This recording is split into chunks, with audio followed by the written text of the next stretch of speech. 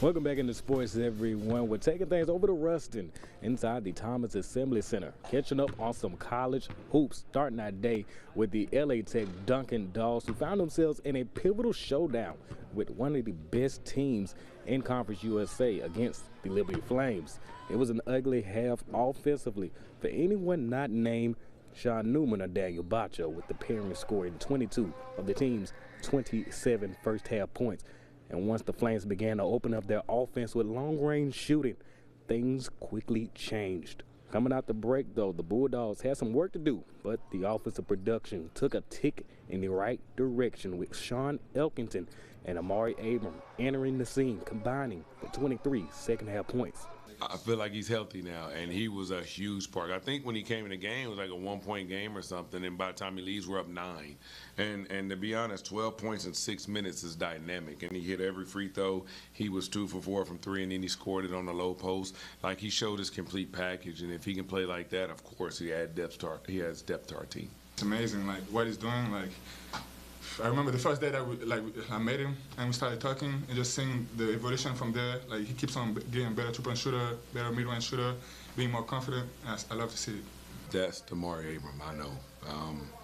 He is one of the best defenders I've seen in his position, and if he locks in every night, that's what he's capable of doing.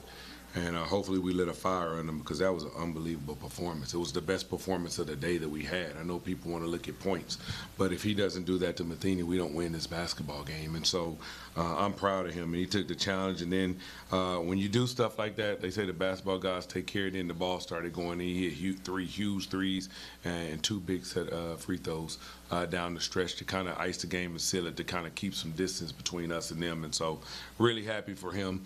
I think that was kind of, I don't want to say his coming out party, because we've seen him score the ball before, but I think you've seen everything he can do now.